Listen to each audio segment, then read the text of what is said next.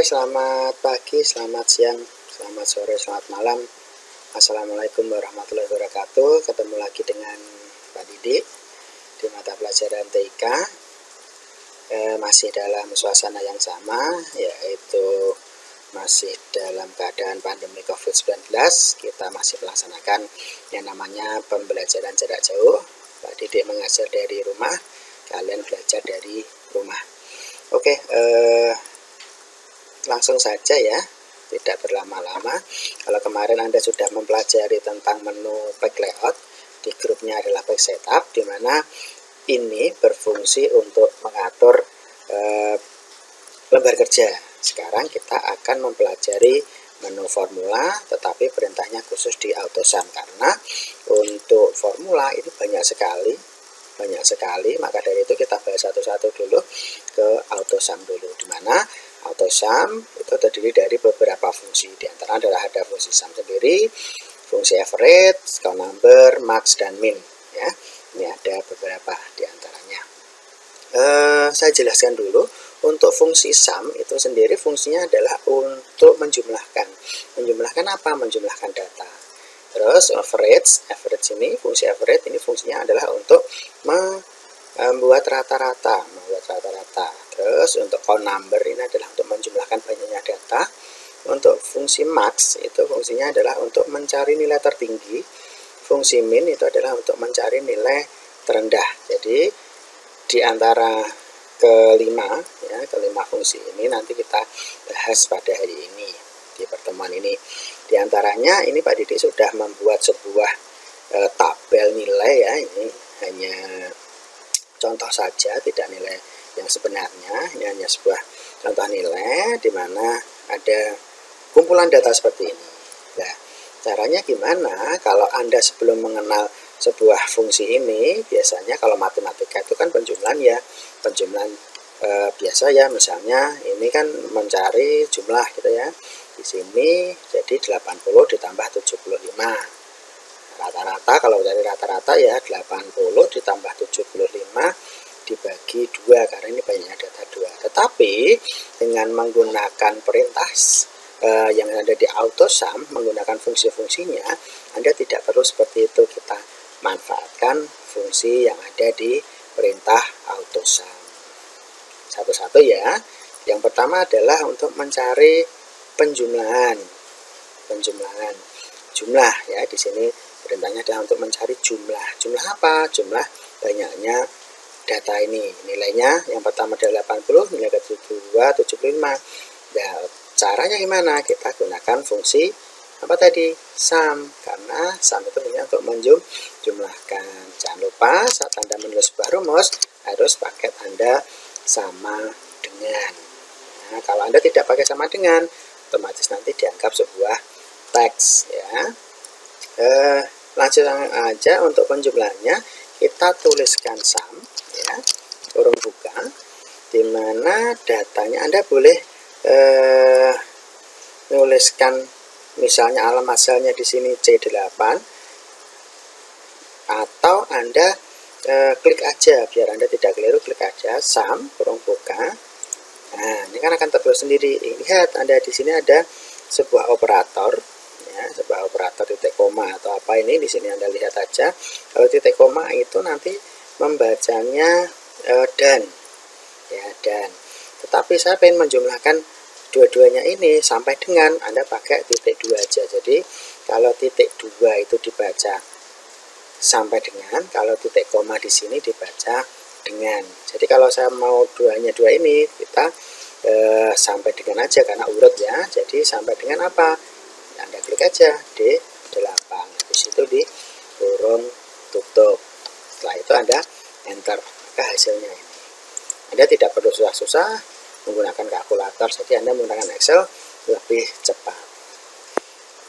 Terus untuk yang kedua misalnya ya, yang kedua coba kita ulangi lagi. Sama dengan sum kurung buka di blok kurung tutup, enter. Cepat kan? Cara cepatnya lagi ada lagi, yaitu dengan cara mengcopy sebuah formula atau rumus. Caranya gimana? Letakkan pada sel yang akan Anda copy rumusnya. Setelah itu pointer, jadi pointer plus putih ini Anda letakkan di pojok kanan bawah ya, pojok kanan bawah di sini sampai menjadi plusnya hitam. Anda klik terus digeser ke bawah sampai akhir. Nah, secara otomatis rumusnya nanti rumus yang ada di sini akan tercopy secara runtut. Ya, ini jadi kita lebih cepat lagi dibandingkan Anda manual pakai kalkulator. Terus untuk penjumlahan ini saya rasa tidak ada yang perlu ditanyakan ya, tidak perlu karena mudah sekali hanya menggunakan fungsi sum. Terus untuk rata-rata seperti yang Pak Didi bilang tadi, kalau Anda mau mencari rata-rata biasanya kan nilai 1 ditambah nilai 2 dibagi banyaknya data. Banyak data berapa? Ada 2. Jadi misalnya 80 tambah 75 dibagi 2. Nah, itu baru ketemu rata-ratanya. Kalau itu matematika ya. Kalau Anda pakai Excel, Anda menggunakan sebuah fungsi average. Caranya gimana? Sama dengan, jangan lupa, karena ini adalah sebuah rumus, terus saja average, kurung buka, jangan lupa. Habis itu rata-ratanya Anda pilih. Rata-rata ini kan dari nilai 1 sampai nilai 2, jadi Anda blok aja. Terus Anda kurung tutup. Kita baca ya. Rata-rata dari C8 titik 2 itu dibaca sampai dengan C8 sampai dengan D8. Anda enter. Nah, ini rata-ratanya. Begitu juga saat Anda pengen mencari nilai rata-rata di bawahnya, ya seperti tadi kita pakai copy aja, fungsi copy dari formulanya. Anda klik, setelah itu letakkan pointer di pojok kanan bawah, klik, tahan, geser ke bawah, otomatis akan didapati rata-rata secara otomatis. Ya, mudah kan? Iya. Terus berikutnya ada di sini ada Anda disuruh mencari nilai tertinggi. Nilai tertinggi dari apa? Dari ini. Misalnya ini datanya kalau 10 sih dilihat itu cepat ya.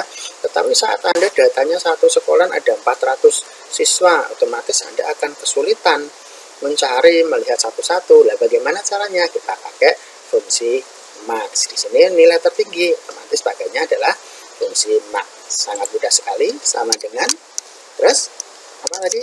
Perintahnya max kurung buka, baru Anda cari nilai tertinggi dari yang diharapkan yang mana. Oh, semuanya, karena ini tidak ada dan nilai tertinggi dari nilai pertama, bukan, tetapi dari kesemuanya. Anda blok saja dari sini, di blok, diklik, tahan, geser sampai bawah.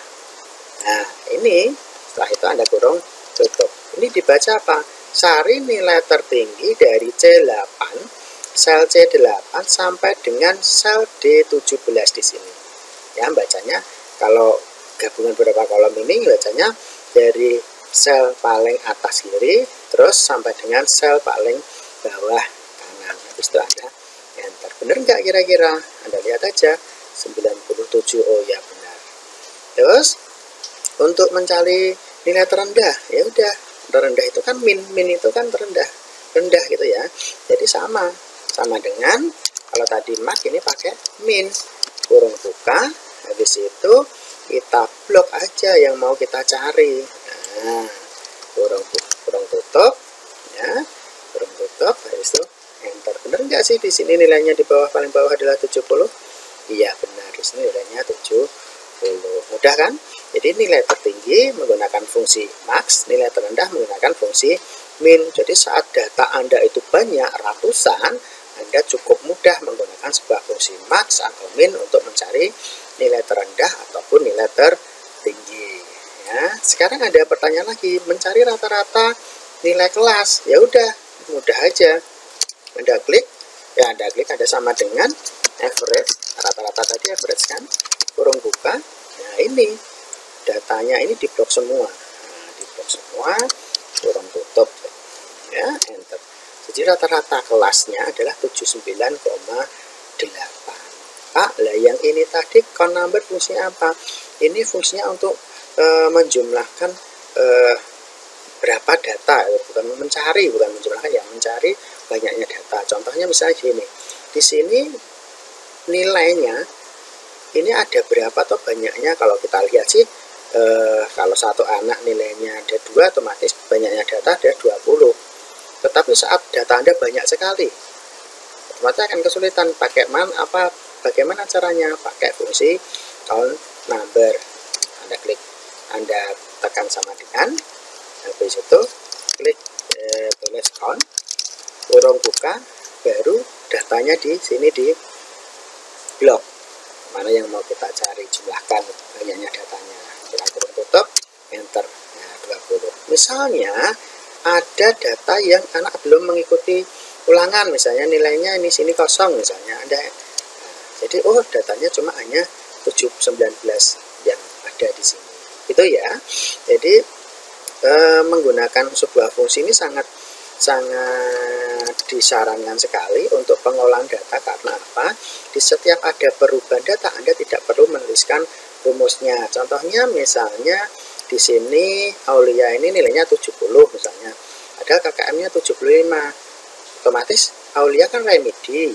Nah, maka dari itu saat dia sudah remedi, nilainya sudah bagus, misalnya 78, Anda ketik 78 aja, terus di sini Anda enter, maka untuk jumlahnya akan berubah sendiri, rata-ratanya berubah sendiri.